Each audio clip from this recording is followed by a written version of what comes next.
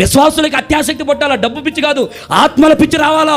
దేవునికి దగ్గరగా అవుతా ఉంటే ఏ ధన పిచ్చి నిన్ను ఆటంకపరచదు.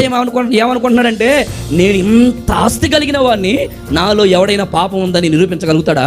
అమ్మో, ఆయనకేమయ్యా, ఆయనకేం పాపం చేయాల్సిన కర్మ ఉందయ్యా? ఆయనకి ఇంటి నిండా డబ్బు అయితే, పెద్ద ఆస్తిపరుడైతే, పాపం చేసే వాళ్ళంతా ఎక్కడ ఉంటారు తెలుసా? ఇది ఈ డబ్బు పిచ్చి కలిగిన వాళ్ళే ఉండేది. దేవుడికి దూరం అయిపోతున్నారు. ఎక్కడికి పోయావు బ్రదర్? నిన్న ఆదివారం కనపడలేదు, ఎక్కడికి పోయావు? అన్నా ఏం లేదన్నా, పలానా వ్యక్తి నాకు డబ్బులకు కొట్టాడు, ఆదివారం రోజు అయితే ఇంట్లో ఉంటానన్నాడు, అందుకని ఇంటి ఆదివారం ఆరాధన వదిలేసి వాడు చుట్టూ తిరుగుతా ఉన్నాడు. ఆలోచిస్తున్నారా డబ్బు ఏం చేస్తుందో?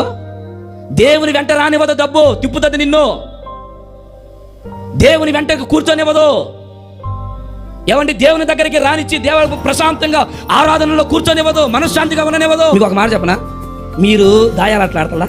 రోడ్ల మీద కూర్చున్నాం, ఆడే దగ్గర ఉదయం కూర్చుంటే మధ్యాహ్నం దాకా అంటారా? అంటారు. సీరియల్ దగ్గర సీరియల్ కూర్చున్న వాళ్ళు, సీరియల్ చూసే వాళ్ళ దగ్గర పోయి ఇంకేంసేపు రా బాబు, ఇంకా అరగంట ఇంకా ఎపిసోడ్ అయిపోలేదు అంటారా? అంటారు. మీరు ఎవరిని పెట్టుకుంటారు కదా, కొంతమంది మాట్లాడుకుంటారు, చుట్టాల అమ్మాయి, మీరు పిల్లలు యూత్ ఎట్టున్నారనుకో, మీరు మాట్లాడుకుంటా ఏ సంగతులని ఇక ఫోన్లో చాటింగ్లో మొదలు పెడితే ఇంకెంతసేపు నాకు మంట వేసేది అంటారా? ఏమండి, అమ్మండి మే పొడుగమే, 12 అవుతుంది పొడుగమే ఆగ అంటవా? నీకు టైం తెలియదు. ప్రార్థన దగ్గరికి వచ్చేలకే ఈ వస్తాయి ఇక ఏ బలులు. ప్రార్థన దగ్గరికి వచ్చేలకి ఇంకా కాలేదు,